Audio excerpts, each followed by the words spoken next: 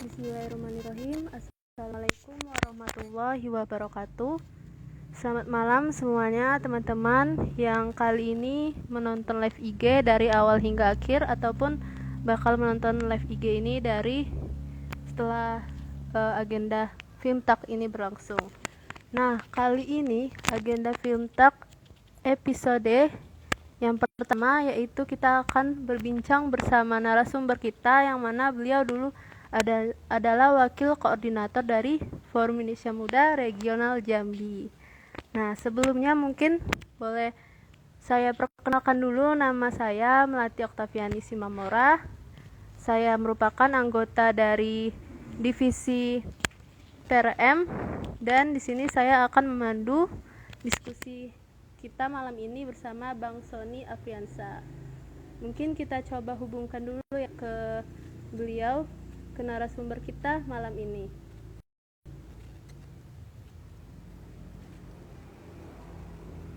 Oke, sembari menunggu teman-teman boleh bisa berbicara nih gimana kabarnya hari ini teman-teman. Semoga kabarnya hari ini teman-teman baik-baik ya, dan selalu tetap baik-baik saja dan semakin semangat tiap harinya gitu. Nah, kita coba hubungkan dulu ke Bang Sony Afriansanya ya. Sebelumnya mohon maaf teman-teman, mungkin agak telat memulai dalam live IG ini karena ada beberapa kendala.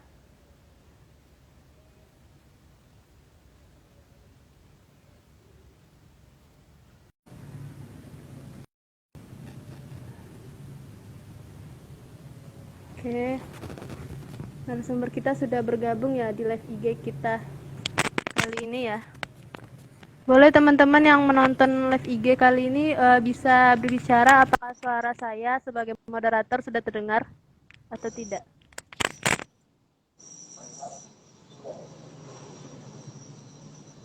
Halo, Bang. Halo, kedengaran suara saya tanpa headset nggak? Waalaikumsalam. Kedengaran, Bang? Kedengaran tanpa headset atau Alhamdulillah. perlu pakai headset juga? Bentar ya, coba. Gak apa-apa, pakai headset aja, Bang. Biasanya kalau nggak pakai headset tuh suaranya mantul. Ya, sekarang kedengaran dengan jelas ya? Kedengaran, Bang. Baik, Bang. Melati. Alhamdulillah ya. Alhamdulillah Bang Sony sudah bergabung ya teman-teman. Di sini kita akan berbincang-bincang nih terkait topik yang mana beliau ini sangat ahli dalam bidang ini. Sebelumnya kita tanyakan dulu ya, gimana kabarnya dari narasumber kita kali ini. Gimana kabarnya Bang Sony malam ini? Kabarnya dua. Yang pertama ada baik, yang kedua ada buruk pastinya. Wah. Baiknya yang buruknya dulu. Oh, baiknya dulu. Yang buruk dulu ya. Kalau yang buruknya nanti sekarang kan akhirnya bahagia.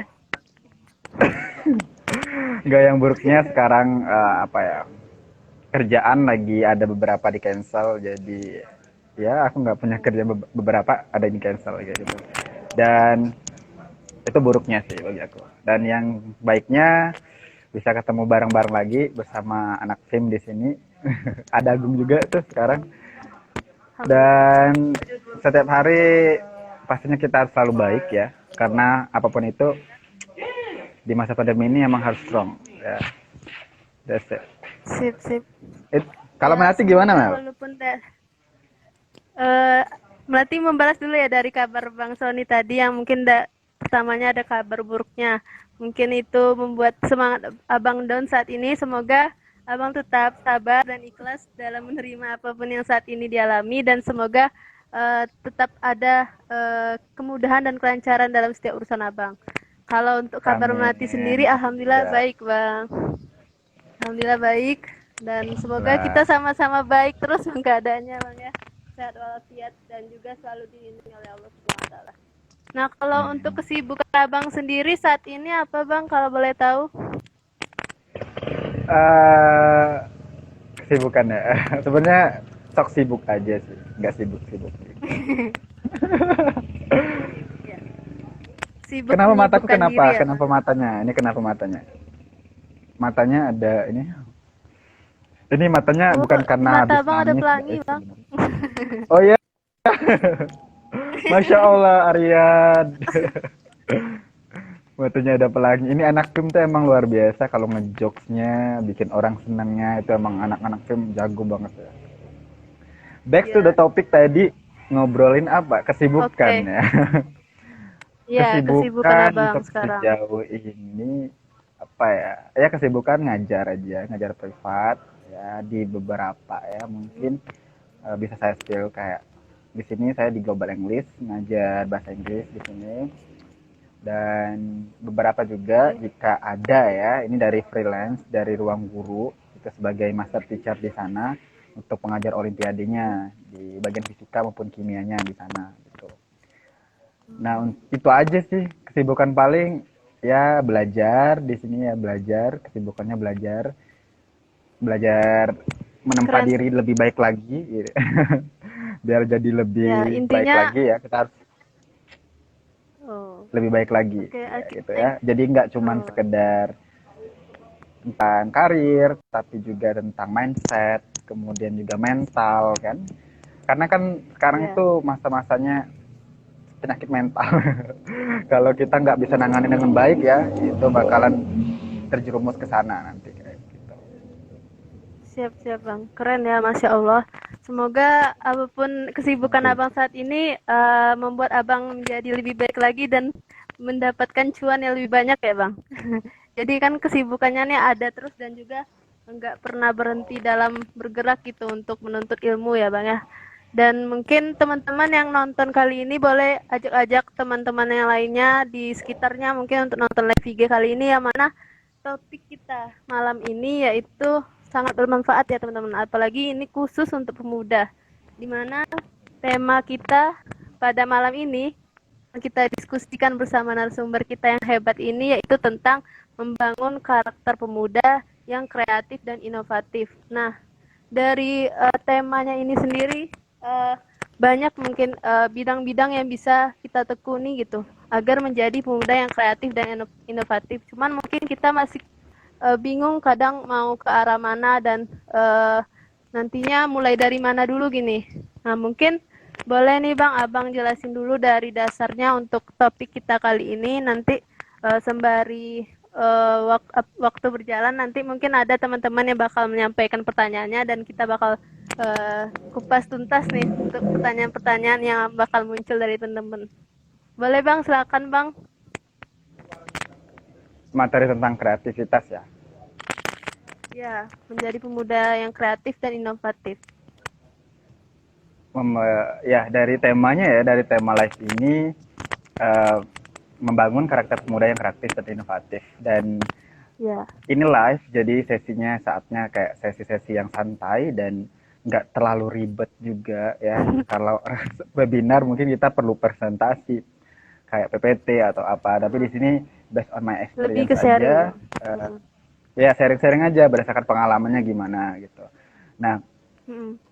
kalau aku pengen balik lagi nih di umur belasan ya atau belasan tahun gitu dari umur 11 tahun sampai ke 19 tahun itu bakal ngelakuin apa nih sebenarnya. Nah, ini adalah topik menarik yang aku bisa bagi ke teman-teman dan harapannya ini teman-teman bisa kasih feedback ya. Kira-kira teman-teman itu kalau di umur segitu bagusnya ngapain? Nah, untuk pertama kali karena ini interaktifnya sama moderator ya, mungkin teman-teman yang lain boleh juga tulis di kolom komen aja. Kira-kira kalau di umur 11 sampai 19 tahun teman-teman bagusnya ngapain? Nah, kalau Melati gimana Mel?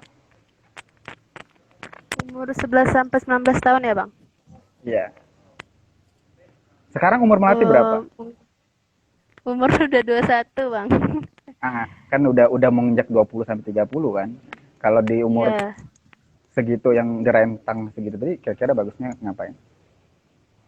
Bagusnya Mati buat jawab Melati. yang umur Mati sekarang ya. Kalau menurut Mati sih lebih ke banyak belajar tentang ilmu apapun lah, Bang. Soalnya kan bakalan lulus kuliah ini bakalan terjun ke masyarakat gitu, nggak melulu harus tentang bidang yang kita pelajari di perkuliahan aja. Misalnya dari melatih kan jurusan keperawatan, hanya pelajari keperawatan, belum tentu kita nanti setelah lulus kuliah itu langsung jadi perawat gitu. Mungkin bisa aja melatih jadi perawat yang bisa buka usaha juga yang di bidang kesehatan.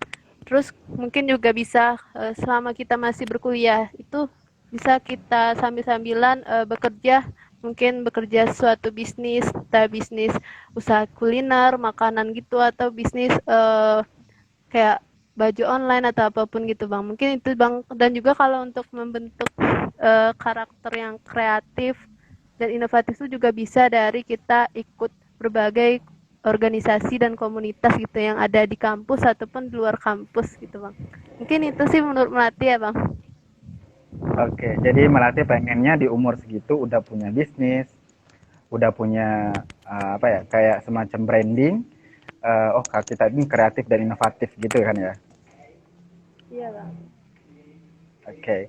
Nah, bagus Melati udah punya sana. Tapi sebenarnya teman-teman, di sini saya pengen bilang ke teman-teman semuanya, ada hal ataupun poin penting di umur sekitar umur 11 sampai umur 19 tahun yang sebenarnya kadang itu menjadi penyesalan buat diri kita sendiri. Ya, salah satunya adalah dengan ilmu komunikasi. Ya, ilmu komunikasi dan juga ilmu adaptif. Ya, maksudnya adaptif itu kayak kita mudah menyesuaikan diri dengan orang lain, termasuk dengan bagaimana cara kita apa ya? Kita bisa bilang ada masalah, tapi kita bisa menangani masalah tersebut. Artinya kita adalah skill problem solving. Nah, itu sebenarnya di umur 11 sampai 19 tahun kebanyakan ya, aku nggak bisa berapa persen orangnya, tapi kebanyakan orang miss akan 3 hal itu. Nah, kita bahas kupas satu-satu. Kenapa ini ngaruh sama kreativitas dan juga inovatif? Karena itu semuanya muaranya dari 3 pilar ini semuanya. Ya, yang pertama adalah apa tadi Melati? Ya Melati ya bang. Lupa. Banyak belajar ilmu tentang apapun sih bang yang di luar bidang Melati gitu. Iya.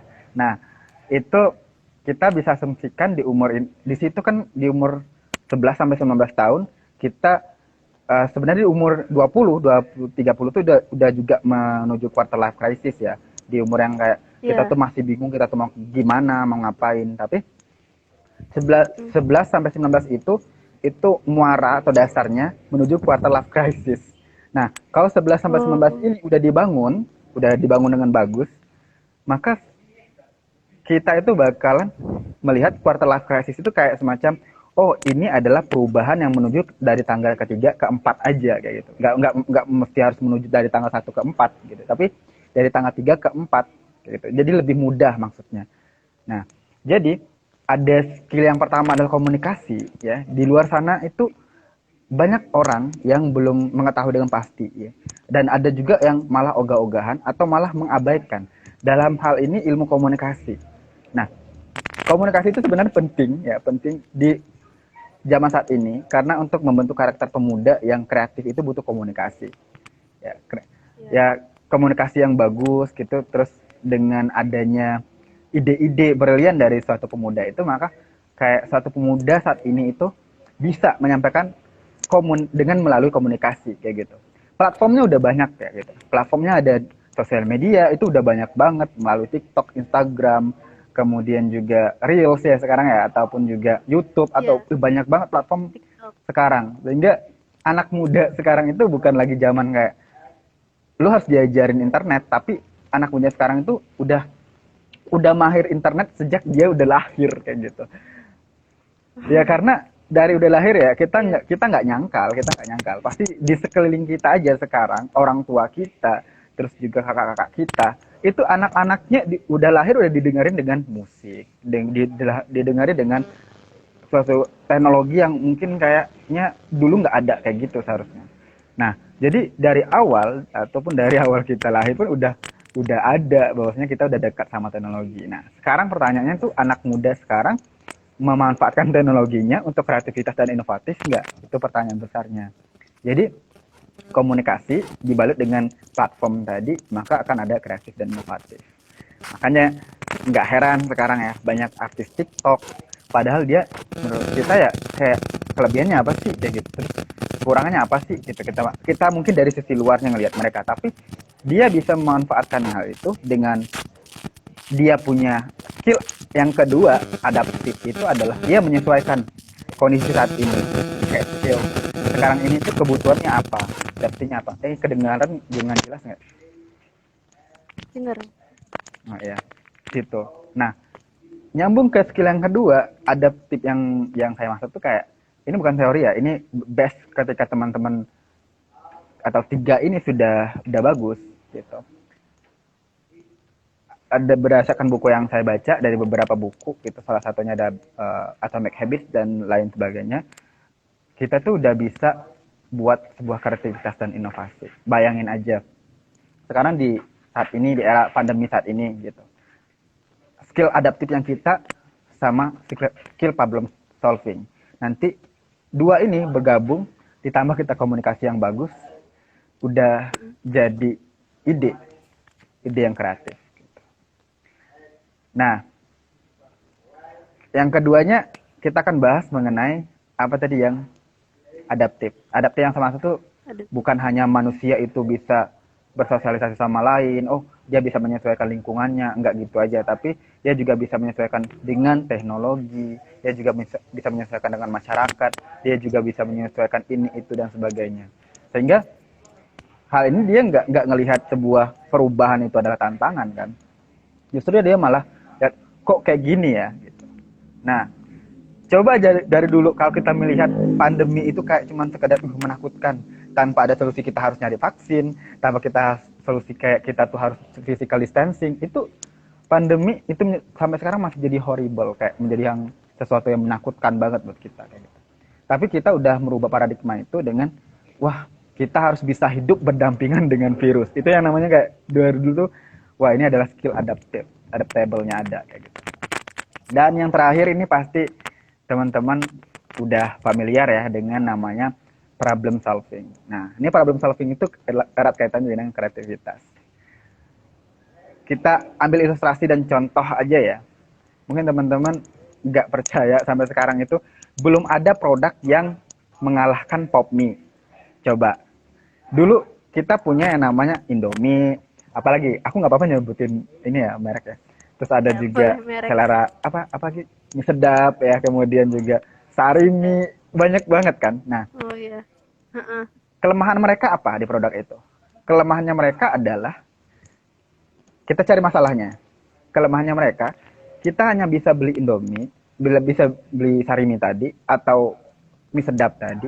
Cuman kita harus butuh mangkok. Kita harus butuh mangkok dong. Makanya hal ini dilihat bagus oleh Popmie dan kawan-kawannya sekarang udah banyak. Makanya lahirnya Popmie. Jadi orang nggak perlu lagi beli mangkok, nggak perlu bawa-bawa kemana-mana pakai mangkok. Makanya tinggal ada Popmie. Jadi orang tinggal masukin air panas, tinggal seduh doang, udah jadi. Nah sekarang problemnya lagi adalah, lah udah ada mangkok nih, siapa yang jual? Ada nggak orang jual air panas langsung?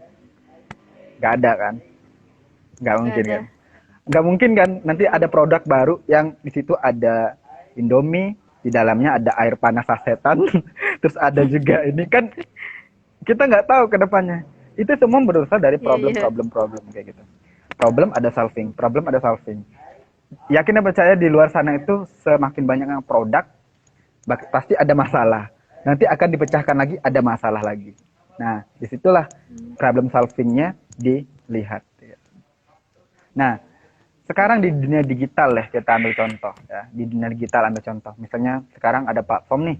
Ya, kita lihat dulu yang namanya video. Ya, video itu ternyata cuma seperempatnya gini nih kalau melihat di YouTube kayak gitu kan. Kita mau bikin video kayak gini sekarang, begini doang kan.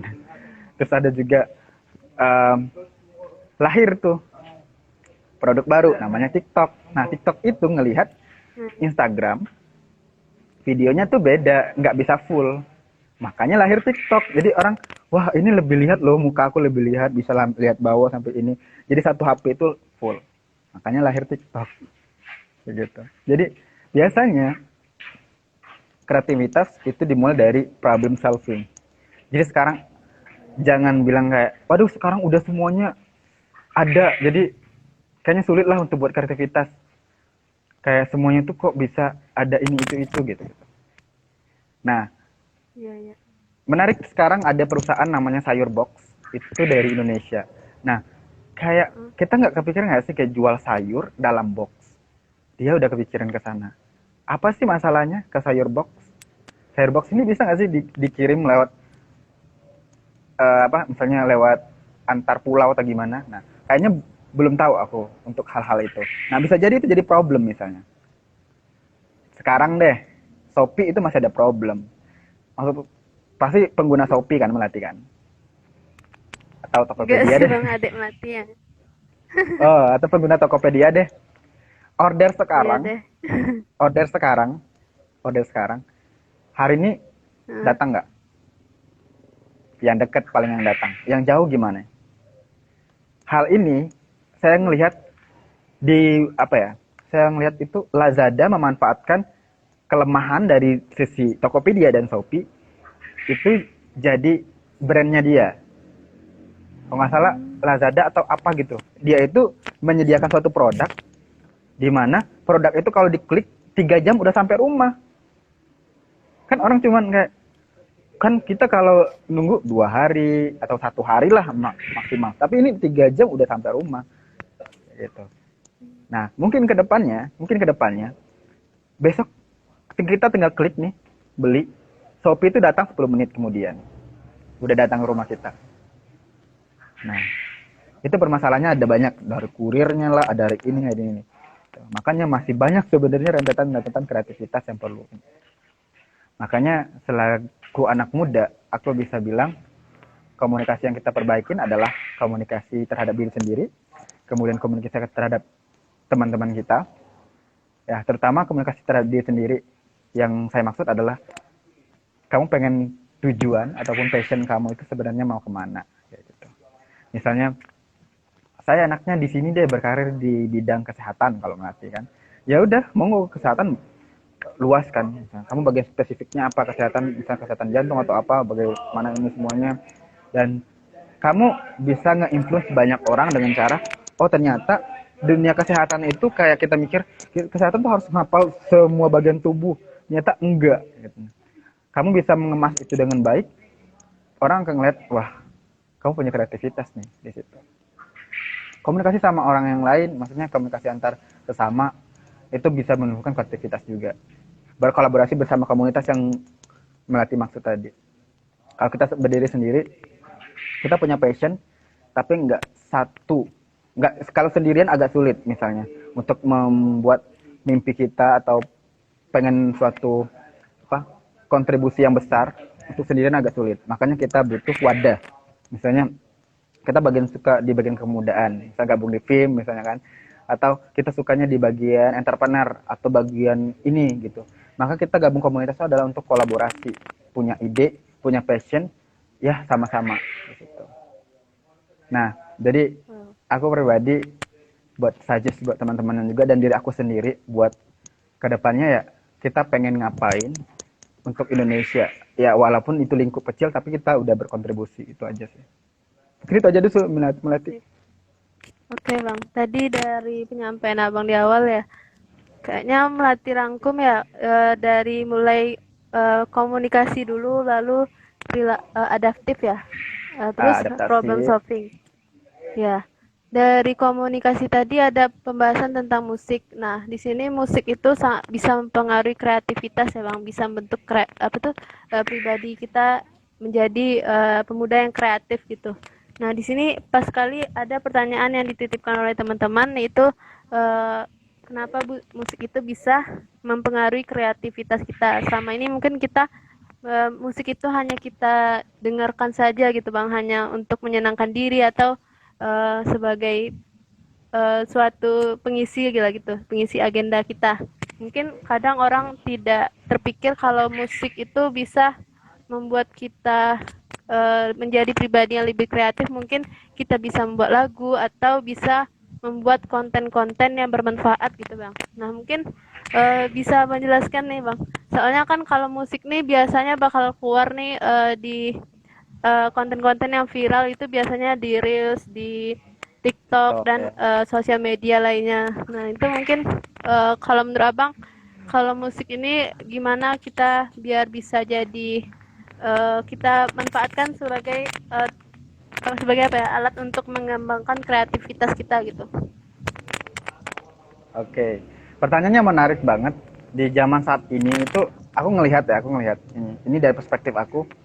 Terkadang bukan hanya musik yang jadikan hal aneh, musik original jadi yang aneh, tapi bahkan jadi hal yang aneh banget malah jadi musik kayak gitu. Kayak lagunya baru-baru ini tuh kan burung puyuh, burung kutub contohnya ya. Gitu kayak aku mikir, Oh iya iya. kok bisa ya jadi sebuah lagu dan itu jadi trending, jadi viral, digabungin beberapa kan jadi musik dan soundtrack TikTok yang juga trending saat itu gitu. Iya Dan iya. masih sampai sekarang juga masih gitu. Nah, jadi sebenarnya kreativitas itu bukan dicetuskan dari apa ya? Orang buat kreativitas dulu baru kita. Enggak mesti. Berarti kalau dari kita dulu juga nggak apa-apa. Nah, aku example kan kayak gini. Jadi ada selawat nih, selawat ya, selawat. Selawat versi Arabnya itu. Nah, ternyata ada yang remake, aku lupa namanya, bandnya aku lupa. Dia itu nge-remake selawat versi dengan lagu barat. Misalnya dengan lagu apa ya? Justin Bieber Baby gitu. Tapi jadikan selawat. Tapi kayak versi selawat gitu dia jadinya. Itu aku mikir kok bisa viral waktu itu ya, waktu itu di tahun 2018-an. Kok bisa viral ya gitu. Karena dia mengubah sesuatu yang unik. Nah, banyak banget kemarin dia nge-cover lagu ya, soundnya itu, lagunya itu tuh apa ya, musiknya, instrumennya ya, itu instrumennya dari lagu lagu barat tapi di dalamnya selawat gitu, selawat kepada nabi yang mulai sebagainya. Aku lupa nama ininya, bandnya aku lupa. Terus juga Hmm. terkadang lagu lagu itu bisa jadi kreativitas kalau kita memang musisi yang pertama. Terus kalau emang kita penikmat lagu aja, itu bisa jadi kreativitas nggak sebenarnya? Bisa menemani kalau kita buat konten misalnya, atau menemani keseharian kita juga, itu menambah semangat, itu juga menumbuhkan kreativitas gitu. Jadi lagu ini bisa jadi dua sumber. Yang pertama untuk sumber originalitas untuk orang yang memang berkarya di bidang musik, atau menambah semangat bagi orang yang nggak menjadi musisi gitu atau apa gitu. Jadi bisa jadi dua ini. Makanya apakah lagu itu bisa jadi sumber kreativitas ya? Bisa banget. Ya kalau misal kita memaksa diri kita yang bukan musisi, atau orang yang apa ya, kayak menyebutkan sebagai artis atau apa, ya nggak usah kita melihat lagu hanya sebagai mood kita. Nah, example, kalau saya senang banget misalnya dengerin lagu soundnya TikTok yang ini, ya saya dengerin buat nambah kayak, oh ini nambah semangat aku buat kerja ini kayak gitu, ngerjain itu gitu gitu. Gak apa-apa. Kan meredakan stres juga ya, meredakan stres gitu, Iya iya. dari musik itu sendiri. Itu sih Melati. Oke bang. Dan dari kreativitas ini ya, kalau yang Melati ketahui juga ada pernah baca atau pelajari di perkuliahan, melatih kreativitas kita sendiri itu juga bisa meningkatkan kesehatan mental kita ya bang. Cuman Iya benar-benar. ada kepribadian kita kan beda-beda bang, sama kayaknya iman gitu kan, bisa naik turun, dan juga semangat kita bisa kadang naik turun itu kan oleh beberapa Ya. faktor tertentu. Nah ini berhubungan dengan pertanyaan yang dititipkan oleh teman-teman, yaitu faktor-faktor apa yang bisa membangun jiwa-jiwa yang kreatif dari pemuda itu sendiri bang, yang bisa membangun jiwa-jiwa yang kreatif itu kayak mana menurut abang? Faktor yang bisa ngebangun kreativitas ya. Jiwa-jiwa yang selain yang tadi mungkin disebutkan, selain musik, selain komunikasi, atau mungkin ada lagi begitu bang, atau sudah Satu disebutkan lagi semua ya adalah tadi bang? mungkin Uh, ini sebenarnya pendukungnya juga ya, kesempatan. oh, Kesempatan. kesempatan, peluang gitu ya bang. Ya, opportunity ya. Jadi kayak ini hal yang penting. Ada seseorang yang pernah bilang ke saya, kalau misalnya kita dikasih suatu kesempatan, jangan pernah menolak terlebih dahulu. Bakalan kesempatan lain di belakang, itu bakalan mundur dia. Nah, jadi dari kesimpulan yang orang ini bicarakan kepada saya itu adalah satu, semua kesempatan kita ambil. Semua kesempatan kita ambil. yang mana nantinya yang akan kita tuju, kita lihat ke depannya. Karena kesempatan itu ketika kita tidak ambil atau kita tolak, dia akan hilang dan dia nggak akan muncul yang kedua kalinya, sekali aja. Jadi ini ada beberapa experience, misalnya saya dulu ada misalnya ditawarin itu, tapi saya tolak ya, misalnya gitu. Nah, maka itu nggak akan lagi balik ke saya lagi gitu. Nah, jadi hal ini sekarang menariknya. Dulu sempat menyesal atau sempat menolak dengan adanya pandemi, kayak kenapa sih harus ada pandemi? Bikin kok hidup aku lebih susah, hidup kita lebih susah atau gimana gitu kan. Mungkin kalau teman-teman juga merasa kayak gitu. Nah, satu hal, ternyata pandemi itu membuat kita lebih tahu cara beradaptasi lebih masif gitu, lebih kencang adaptasi kita. Mulai dari kita harus terbiasa dengan kerja dari rumah gitu kan. Mulai dari kita terbiasa dengan teknologi. Kalau nggak ada pandemi gimana? Orang yang buta internet ya tetap jadi buta internet gitu. Ya karena mereka nggak ada yang mendorong untuk dia harus berubah nih gitu.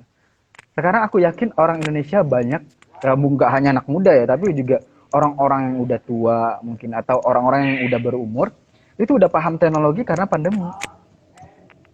Karena dia mau nggak mau, bayangin aja, coba ya. Ini mohon maaf mungkin nggak semuanya menjir untuk guru-guru SD yang nggak tahu teknologi, mungkin yang belum tahu teknologi. Dengan adanya pandemi, justru ibu guru-guru SD, bapak guru SD kita itu bakalan belajar. Oh pak, kayak gini mengoperasikan Zoom. Oh seperti ini mengoperasikan Google Meet. Gitu. Seperti kita ketahui, kalau menurut aku pribadi ya, sekolah dasar itu dulu jarang banget untuk yang namanya mencoba teknologi. Ya waktu SD juga nggak terlalu banyak belajar komputer ya kan, juga nggak dilarang bawa HP malahan. Tapi dengan pandemi saat ini, mau nggak mau, coba lihat Tante Lala. Kenapa kok sampel Tante Lala ya? Karena Tante Lala itu viralnya videonya di awal-awal karena dia ngajarin anaknya baca Pancasila. Iya kan? Ngajarin anaknya baca Pancasila kan. Jadi, video itu membuktikan bahwasanya Tante Lala aja tuh beradaptasi dengan teknologi gitu. Jadi kayak dia ngajarin anaknya, ini videonya harus dikirimkan sekarang ini loh ke ibu siapa aku lupa namanya ya. Ke ibu yang ini katanya gitu. Kenapa? Karena ini tugas. Nah, jadi gurunya harus beradaptasi dengan teknologi juga. Padahal kalau dipikir-pikir anaknya si Rafa itu kan masih SD, ya kan? Tapi di mau nggak mau ya, mamaknya juga harus belajar, bapaknya juga harus belajar kayak gitu. Jadi sekarang orang tua, murid, guru semuanya udah beradaptasi dengan teknologi. Itu di sisi positifnya dari COVID gitu. Jadi terkadang sesuatu hal itu ada positif ada negatifnya. Nah, tapi kalau kita udah menolak kesempatan untuk kayak gini sekarang, ada COVID datang. Ini sebenarnya kesempatan. Kesempatannya apa? Kesempatan buat upgrade diri yang pertama, terus kesempatan buat merenungi kira-kira nanti pas COVID selesai ngapain. That's it. Itu sih. Oke lah. Bagus banget sih dari penjelasan tadi. Jadi dari setiap masalah apapun itu selalu ada ya hikmah yang bisa kita ambil. Seperti misalnya dari adanya COVID ini bisa mengajarkan kita agar lebih belajar banyak hal tentang teknologi. Dari kita selama pandemi aja kita mungkin banyak yang baru tahu tentang aplikasi Zoom, terus juga aplikasi-aplikasi yang pertemuan virtual lainnya, terus juga banyak yang memanfaatkan teknologi itu untuk menghasilkan cuan ataupun menghasilkan karya gitu bang. Dan disitulah muncul kreativitas dari kita gitu. Dan juga itu tidak terbatas umurnya, bahkan yang tua pun juga jadinya mau tidak mau dengan keadaan harus bisa beradaptasi dengan masalah yang ada ya bang ya. Iya benar banget. Bahkan nggak percaya ya, ini Aryan bilang Zoom aja taunya pas COVID. Nah, menariknya ada tukang ojek, ya saya pernah lihat di TikTok, ada tukang ojek, ternyata dia penghasilnya dari TikTok. Bapak-bapak ini udah tukang ojek hampir umur 50 tahunan, ya gitu. Dia sengaja buat konten. Awalnya aja, ya tahu kan, awalnya dia tuh nggak tahu gimana cara gunain TikTok, tapi kok bisa gitu. Tapi akhirnya dia bisa viral kan. Kok bisa dia jadi dapat cuan dari TikTok. Mantap sih. Jadi tua aja ya, sorry to say, orang tua aja udah mulai punya kreativitas, orang tua aja udah mulai punya kreativitas. Dengan teknologi dia bisa menunjukkan kreativitas gitu. Nah, gimana nih kita sebagai anak muda milenial saat ini ya, yang apalagi yang umur 20, umur di 2000-an gitu ya, di umur 2000-an. Itu bakalan mudah banget. Nah, mungkin kita lanjut ke pertanyaan Oke. selanjutnya Bang Dipi, kalau teman. Setuju atau tidak Bang? Setiap orang itu punya sense of creativity. Oh ya, punya sense of creativity ya. Setuju banget. Setiap orang itu nggak bisa dipaksa gitu, nggak bisa dipaksa. Misalnya ada yang suka kok buat konten, ada yang suka nikmatin konten, ada yang suka buat kontennya malah kontennya dalam bentuk tulisan, ada yang suka butuh video, ada yang bisa musik, ada yang suka bergabung sama masyarakat gitu kan. Oh, ternyata dia lebih senangnya ke pengabdian masyarakat, ada yang suka ngajar, ada yang suka ini itu dan sebagainya. Ya memang semua orang punya sense kreativitas yang beda-beda, jadi kita nggak bisa memaksa, oh kamu harus ikut yang ini. Nah, bukan masalah sense of creativity-nya nih yang dipertanyakan, tapi bagaimana cara nyarinya. Nah, itu yang banyak orang yang belum tahu. Bagaimana cara kita tuh punya sense of creativity kayak gitu. Nah, sebenarnya tipe apa gitu. Nah, itu yang perlu dicari. Nah, maksudnya gini, buat kreativitas itu nggak sembarangan ya, nggak sembarangan orang bisa buat kreativitas. Pasti yang ada namanya dia problem solving, pasti ada di situ. Dia pengen buat hal itu karena apa? Pasti ada masalah yang pengen dia pecahin. Nah, sense-nya kita gimana melihat sebuah kesempatan itu, apakah kita ngelihat dari sisi negatif atau positif? Nah, contohnya ada sekarang Ukraina deh sama Rusia. Apa yang bisa kita ambil dari sisi positifnya?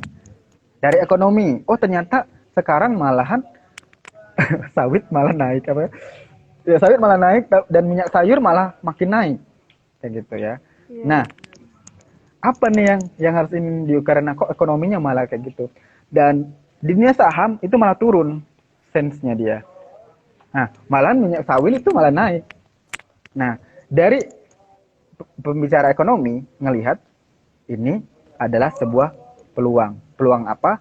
Bukan peluang menimbun minyak sayur banyak-banyak di rumah, bukan, tapi dia akan melihat kira-kira potensi apa yang kedepannya setelah ini bakalan bangkit gitu.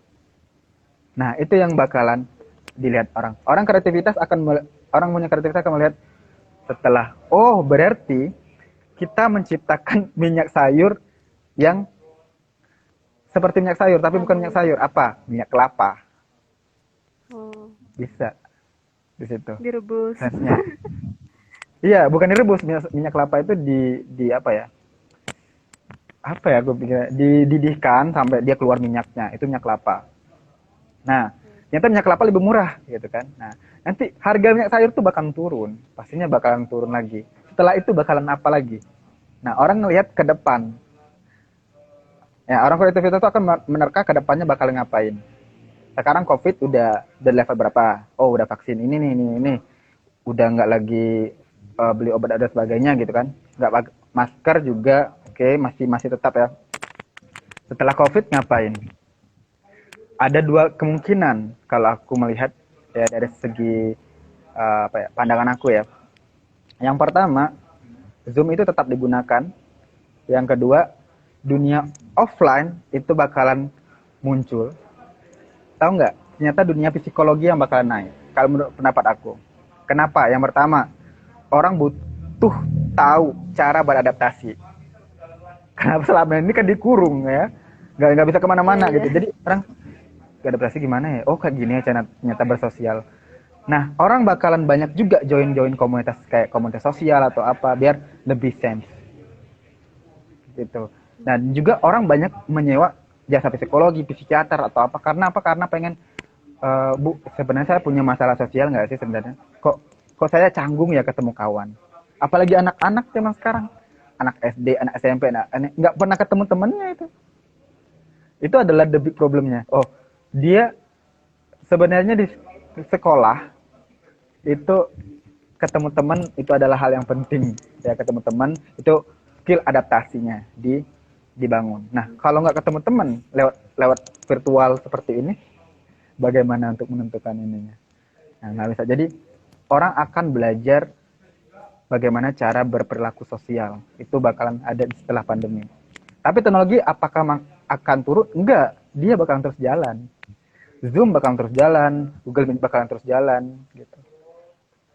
Malahan orang-orang lebih nyaman besok di rumah kayak gitu. Bisa jadi dua itu. Nah Iya. dari sense of kreativitasnya kita ngelihat apa, musik ya, musik deh, misalnya dari perfilman, besok itu orang nggak lagi apa ya, buat film nih Di ditayangkan bioskop. di TV tuh nggak lagi ditayang di TV, udah tayang di Netflix, cuman di Netflix atau YouTube. Orang ya zaman ke depan kalau bagian perfilman dia akan fokus bagaimana cara buat konten yang baik di YouTube, bukan di TV. Karena udah nggak zaman lagi untuk ke TV itu. Orang lebih senang, wah lihat YouTube nih ini gitu. Tinggal butuh internet doang kan. Apalagi di perfilman, musik, kemudian di bidang berita-berita. Orang nggak, ini berita deh sekarang itu tuh nggak ada lagi koran. Masa bukan nggak ada ya? Minimal banget ya. Aku nggak bisa bilang nggak ada, tapi ada. Cuman minimal. Ada pun itu nggak semuanya baca koran. Menggunakan koran mungkin ya mungkin ada generasi beberapa lah ya, generasi kita itu yang masih tetap baca koran. Tapi kadang nyetak koran untuk apa? Untuk buat bungkus kado, untuk buat bungkus gorengan, untuk buat Gorengan. Jadi itu ini banget gitu. Karena kenapa? Gadget kita udah multifungsi semua. Gitu. Apalagi deh newspaper Ya, udah, itu udah ini semua dah. Pokoknya orang kan melihat ke depannya apa ya? Semua sense akan berubah. Semua sense creativity itu akan berubah. Nah, tergantung kita tipikal yang mana. Kalau kita ketika kita tuh punya passion di bagian film, ya kita harus melihat apa nih peluang ke depannya di film. Atau kita bagian musik, seorang pemusik, ya apa yang bagus, atau kita sebagai social contribution kayak gitu kan, kepemudaan, melihat hal ini apa yang bakalan bagus. Film misalnya, yang bagus ke depannya apa setelah pandemi? Oh, bikin sebuah educate tentang psikologi. Anak-anak tuh kan canggung nih, anak-anak SD ternyata ketemu sama temennya. Oke, buat semacam apa? Buat semacam pertemuan sama anak SD ini, terus gathering bareng-bareng, ngomongin tentang ayo silakan main game atau apa gitu-gitu. Nah, yang bikin oh oke. kayak gini ya ternyata bergaul satu sama lain. Nah, jadi banyak banget sense creativity itu sesuai dengan passionnya masing-masing. Gitu sih Mel.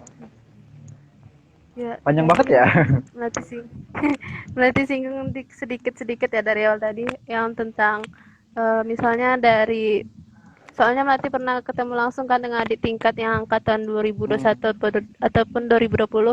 Mereka tuh bilang kayak apa tuh eh, merasa takut gitu kan ketemu dosen secara langsung, terus kadang juga kayak gak berani atau gimana gitu kan mau ketemu kawan-kawannya lain tuh rame kali gitu kan di kampus selama ini soalnya secara online terus juga mungkin juga bakalan lebih terasa mentalnya bakalan di apa ya, diuji gitu kalau ketemu langsung kan daripada secara online selama ini. Dan juga tadi abang sebutkan kalaupun pandemi ini sudah mulai apa ya mulai mudar lah gitu ya. Semoga ya. Dan juga tapi tetap berjalan kayak komunikasi ataupun aplikasi-aplikasi yang saat ini pas pandemi itu sedang naik-naiknya seperti Zoom, Google Meet tadi masih tetap berjalan. Teknologi apapun yang di masa pandemi itu tetap berjalan dan mungkin bakal ada inovasi-inovasi baru yang ada nantinya dan itu bisa membentuk kreativitas kita juga lah. Nah mungkin ini Bang Sri yang mau tadi juga tanyakan itu menurut Abang setuju atau tidak orang yang sudah sukses itu tidak perlu punya pendidikan yang tinggi. Ini berhubungan dengan kreativitas dan inovatif tadi sih Bang. Soalnya mungkin orang yang sukses dimasuk di sini nih, mungkin dia orang itu sudah memang lahir dari orang yang sangat kaya, mungkin kan banyak nih sekarang kayak Crazy Rich yang emang orang tuanya udah kaya gitu kan, tapi kan kita belum tahu tentu apakah itu emang dari eh, hasil murni usahanya atau gimana gitu Bang. Apakah emang kalau udah sukses tuh nggak perlu lagi gitu kita meningkatkan kreativitas dan inovatif kita gitu. Oke, ada dua ya pengembangannya. Jadi dari hari ini itu kita banyak belajar ya, bareng-bareng kita belajar di sini. Pas banget hari ini sesuatu tentang privilege saya pelajari ternyata. Nah, apa ya? Saya mulai dari sini. Privilege itu kan sesuatu yang kita bisa bilang hal yang bisa kita dapat manfaatkan buat suatu apa ya, pencapaian atau target kita ke depannya. Nah, privilege itu nggak cuma sekedar tentang uang. Ya, kalau privilege-nya dikategorikan, oh saya nggak punya uang, saya bukan crazy rich. Itu menurut aku masih belum belum tepat definisi privilege-nya. Padahal ya, seluruh tubuh kita ini dari atas sampai ke bawah itu adalah privilege. Itu privilege semuanya. Privilege. Allah itu adil. Allah itu adil. Terkadang ada kelemahan, pasti ada kelebihannya juga.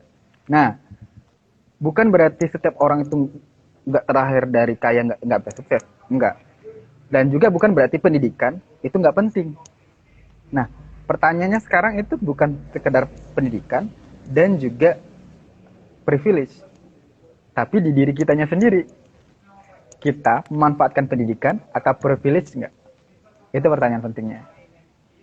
Oke, sekarang udah banyak S2, S3, S4 ada ya, S2, S3 gitu-gitu. S1 juga udah banyak banget malahan.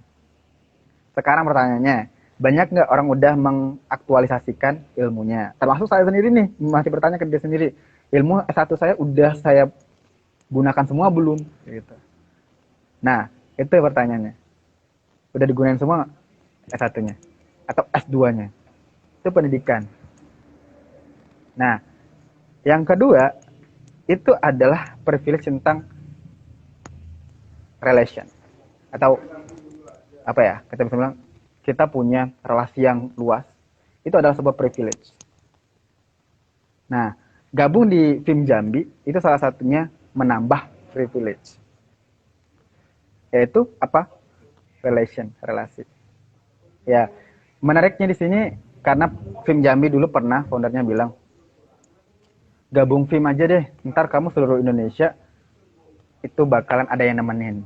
Hal ini yang sebenarnya yang bikin saya gabung di FIM. Saya tertarik untuk bukan saya pengen nyari apa ya, ketenaran atau nyari, no, enggak. Tapi oh ternyata ketemu dengan orang baru, saya tipikal senang ketemu dengan orang baru, dan ketemu dengan orang-orang yang berbeda pendapat, berbeda kerjaan, atau berbeda apa aja, dan itu tuh bikin saya semangat. Nah, satu hal yang ada di FIM Jambi adalah relasinya. Nah, jadi waktu itu privilege-nya sekarang mikirnya bagaimana caranya bisa berkolaborasi. Nah, dengan adanya relasi kita. Kemudian yang terakhir ya, bukan ini juga, pendidikan. Pendidikan menjadi privilege ya buat kita ya. Pasti pendidikan itu menjadi privilege. Yang saya pelajarin ternyata dari beberapa buku juga, itu bukan perihal apa ya, pendidikannya, tapi cara berpikirnya. Ya, kita pasti pernah dengar, sekarang pendidikan itu cuman mencari kertas doang, ijazah, dapat kertas, masuk ke perusahaan. Nah, oh kamu di universitas terkenal nih, masuk ya, gitu. Setelah ditanya peta pemikiran, kok kayak gini ya, gitu. Nah, sebenarnya adalah cara berpikir, bukan kertasnya tadi. Oh, aku udah lulus nih, gitu. Udah berarti aku udah bagus ini. Nah, tapi cara berpikirnya. Nah, makanya pendidikan itu walaupun sudah sukses dalam bentuk kayak uang ya, crazy rich lah atau apa, pendidikan itu kan penting. Kenapa? Karena dia bakalan melihat apa ya, poin pentingnya dia hidup itu untuk apa. Karena dia udah tahu tujuannya gitu. Jadi saya simpulkan untuk pertanyaan ini, pendidikan, privilege itu adalah pendidikan, yang kedua adalah relation, yang ketiga adalah apa? Semua pemberian Tuhan yang ada pada diri kita. Itu yang paling penting. Keren sih. Dari penyampaian Abang tadi, berarti pendidikan itu sangat berpengaruh ya Bang dalam kreativitas kita. Apalagi misalnya nantinya misalnya setelah kita lulus diuji gimana kita meningkatkan kreativitas itu, yaitu kita melibatkan apa yang kita pelajari gitu selama di perkuliahan, itu kita libatkan dalam urusan pekerjaan kita ataupun urusan kita terjun di lapangan bersama masyarakat gitu Bang. Nah mungkin itu Bang, nanti mau bertanya, itu sepanjang perjalanan Abang sendiri sampai saat ini pasti ada hal kreatif yang sudah Abang lakukan, itu udah banyak gitu. Nah mungkin bisa Abang sebutkan salah satu atau hal yang paling menurut Abang itu paling kreatif Abang lakukan, dan mungkin bisa Abang ceritakan nih Bang, agar bisa menambah semangat dan menjadi inspirasi bagi kami nih. Aduh, pertanyaannya gimana ya? Hal yang paling kreatif Abang lakukan gitulah. Hal yang paling bisa meningkatkan kreatif. Ya. Ya kayak mungkin kayak misalnya di YouTube Abang kan dulu pernah buat video api gitu kan, emang buat api dari apa gitu. Itu kan misalnya kayak gitu kan salah satu hal kreatif yang pernah Abang lakuin. Mungkin ada salah satu hal yang paling kreatif gitu menurut Abang sudah Abang lakukan. Apa ya? Hal yang paling kreatif. Kalau ditanya hal yang paling kreatif, ini sebenarnya saya nggak ada metain setiap yang saya lakukan itu kreatif atau enggak. Nah, kalau saya melihat kreatif dan inovatif itu adalah cara berpikirnya, bukan sebuah produk ya, bukan sebuah produk. Oh ini produknya kreatif, enggak, tapi cara berpikirnya. Nah, setiap orang itu punya sense ataupun apa ya, cara berpikir kreatifnya beda-beda. Yang tadi dibilang punya sense kreatif itu yang beda-beda. Nah, mungkin orang melihat satu masalah itu bakalan, oh ini bagusnya dilihat dari sisi musik nih, karena dia seorang pemusik. Kalau di bagian kayak gambar, karena mungkin dia seorang pelukis nih kayaknya gitu. Nah, dari hal ini yang paling mungkinnya yang paling ini adalah ya saya bertumbuh. Gitu. Bertumbuhnya dalam hal ini menjadi pribadi yang setiap hari itu menghargai yang namanya waktu. Itu menurut saya kreatif bagi saya. Ya, karena saya harus dari dulu itu gimana ya? Bagaimana caranya supaya saya hidup ini bentar, saya bilang ke diri saya sendiri. Tapi saya pengen punya impact, walaupun itu kecil dah, gitu. Misalnya live kayak gini, gitu ya, bareng teman-teman, gitu. Atau ngobrol bareng teman misalnya, atau sesuatu yang itu tuh kecil, tapi ternyata manfaatnya juga besar ternyata ke depannya. Nah, apapun itu yang saya lakukan selama ini, ya buat diri saya berkembang, atau buat sebuah apa ya, kreativitas ya, itu adalah tujuannya untuk ya pengen memanfaatkan sisa umur yang ada ya, sisa umur yang ada. Kita nggak bakalan tahu kan kita umur berapa kita meninggal, kita umur berapa, tapi apa, manusia itu mati meninggalkan nama.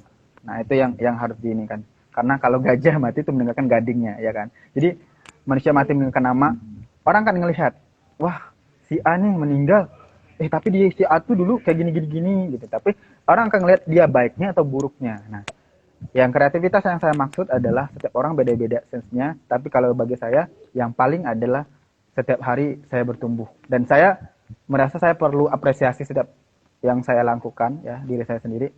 Ya, gini misalnya, kita nggak akan compare ke orang lain. Kalau masalah kreativitas kayak ketika kita merasa ini yang paling besar menurut kita, tapi ternyata orang lain yang bilang, wah itu biasa-biasa aja sih. Tapi bagi aku sendiri, itu adalah cara aku berpikir, cara aku bertumbuh. Nah itu yang menurut aku paling paling pesat, terutama untuk 1 atau 2 tahun ke belakang. Itu sejak pandemi. Itu cara berpikirnya udah apa ya? Udah cukup cepat, bahkan itu lebih fast malah tuh daripada yang sebelum-sebelumnya ya gitu. Jadi aku pribadi dulu pertama kali menyangkal, pokoknya menolak dengan pandemi ini. Seiring berjalan dengan waktu, mau nggak mau bayangin di tahun 2020 itu pandemi datang, terus tiba-tiba kerjaan banyak yang nggak ada ya gitu. Waktu itu tuh banyak di PHK, orang pada pada keluar sebuah perusahaan kayak gitu, gitu sebagainya, pada bangkrut dan sebagainya. Tapi yang aku pelajarin adalah bagaimana bisa bertahan di situasi yang pelik saat itu gitu. Akhirnya terjun ke dunia bisnis. Saat itu juga merasa kayak pernah depresi, pernah mengalami hal-hal yang kayak waduh, aku kok di umur sekarang itu masih belum sukses ya. Dan sekarang pun ngelihat sukses itu bukan perihal uang, bukan perihal ini, tapi sukses yang dalam bentuk yang beda gitu. Sukses adalah bla bla bla bla ya. Itu menurut aku gitu. Bukan kayak kalau kita convert, setiap orang tuh punya jalannya masing-masing. Kayak kita balap kan. Kayak kita tuh kalau kita balap ya kita nggak mungkin nyerobot lane kawan kan, barisan kawan, dan orang kawan pun nggak mungkin nyerobotkan kita gitu. Nah pas balap, pas lomba lari deh misalnya, setiap orang tuh jadi pemenang. Cuman masalahnya orang tersebut kan lagi lomba tuh, yang menang pertama adalah yang mencapai tujuan awal, tapi yang kedua itu yang di detik keberapa, ketiga detik keberapa, dan empat ke detik keberapa kayak gitu. Cuman itu aja. Cuma masalah, tapi kebanyakan orang sekarang compare itu karena ada sosial media menurut aku ya. Kayak sosial media itu buat kita tuh pengen compare. Wah, dia di umur 20 tahun udah punya mobil gitu. Sedangkan aku umur 25 nih belum punya apa-apa gitu. Karena kita compare ke orang. Coba kalau kita compare ke diri sendiri. Di umur 25 aku udah punya ini, udah punya pemikiran ini, tuh alhamdulillah. Tempat mikir kayak gitu. Itu sih Mel. Jadi yang paling penting buat aku, yang paling besar kreativitasnya adalah aku bisa bertumbuh lebih cepat di 1 atau 2 tahun ke belakang. Itu. Oke. Dari sampai tadi meningkatkan kreativitas itu dengan meningkatkan cara berpikir kita. Nah ini menarik sih menurut Nati, soalnya kayak misalnya kalau saat ini sih Nati tuh sudah memperbanyak relasi sebanyak-banyaknya gitu sebelum lulus gitu kan. Bukan hanya di bidang yang melatih, misalnya melatih dari keperawatan hanya bermain dengan circle anak kesehatan aja gitu. Jadi cara berpikir kita pasti cuman ya mentok-mentoknya di situ aja, tentang permasalahan yang kayak gitu aja. Jadi mungkin kita untuk peningkatan kreativitas itu bisa dari cara berpikir kita, yaitu dengan berbagai macam circle ya Bang, circle pertemanan atau circle lingkungan yang bisa membuat kita ketahui gitu gimana perbedaan-perbedaan masalah yang ada di lingkungan-lingkungan yang berbeda ya Bang. Dan juga tadi Bang menjelaskan terakhir jangan berhenti ya, terus bergerak gitu kan. Dan juga jangan bandingkan diri kita dengan yang lainnya. Kesuksesan itu pasti ada gitu kan di setiap diri kita, hanya yang membedakan mungkin waktu. Tapi intinya jangan pernah berhenti gitu ya Bang. Dan mungkin emang di umur-umur saat ini ya emang sangat membuat kita sering sih membanding-bandingkan diri kita dengan orang lain yang lebih dulu dari teman kita, lebih dulu dari kita gitu kan. Cuman kalau untuk saat ini insya Allah kalau iman kita masih kuat dan kita masih terus semangat gitu, jangan mudah lah gitu insecure gitu kan. Nah ini menurut Abang, kalau untuk dari kawan-kawan di Forum Indonesia Muda Jambi sendiri, ini soalnya ada pertanyaannya nih Bang.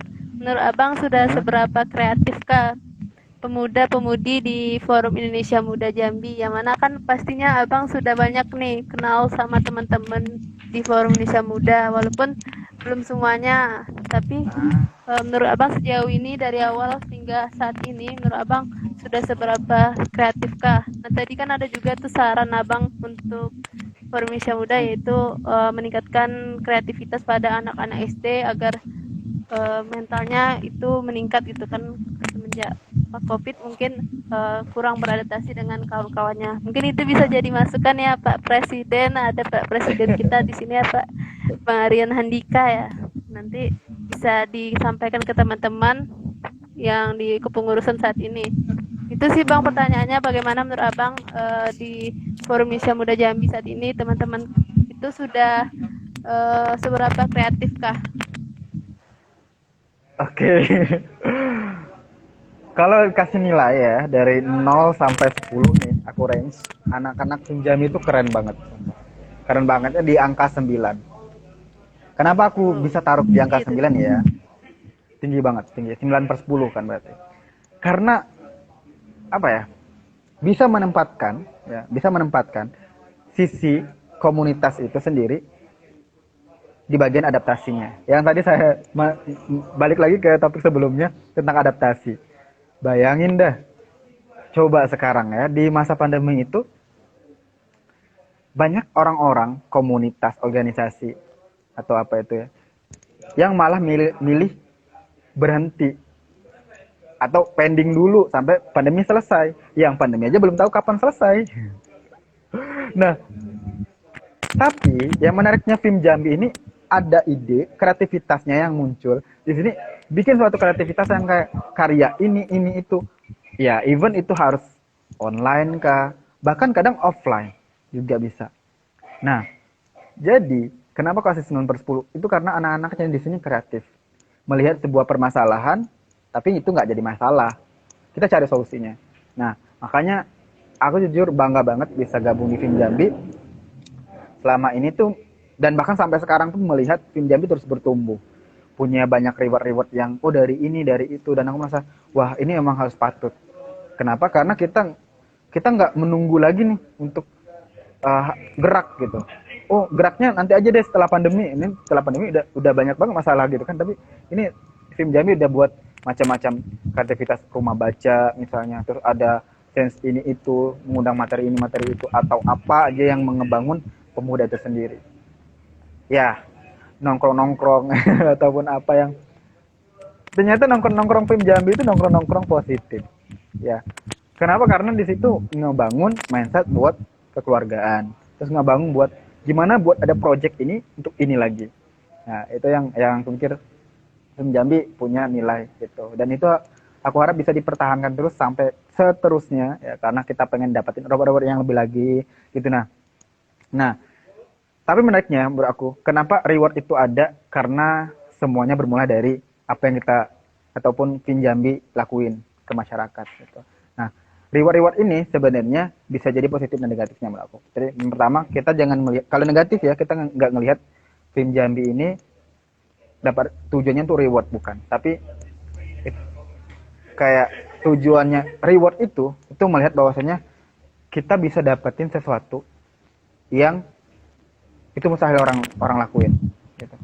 Itu sih menurut aku, apalagi di masa pandemi saat ini bisa dihitung berapa komunitas yang aktif, dan salah satunya film Jambi, dan aku bagus. Betul sih Bang, apalagi kan di film Jambi.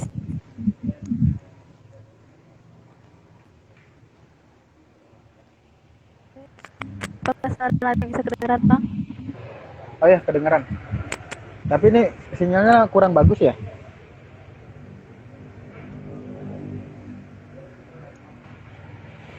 Cek, cek. Selamat bisa kedengaran Bang? Ya, Halo. kedengeran. Halo. Oke. Nah tadi betul ya Bang dari penyampaian Abang tadi, apalagi di komunitas Forum Indonesia Muda sendiri banyak latar belakangnya yang berbeda-beda ya, dari jurusan ini, jurusan itu, dari kampus ini, kampus Bangga dong. itu, juga ada yang bekerja, ada yang udah berkeluarga, ada yang sudah jadi ini, jadi itu gitu kan Bang.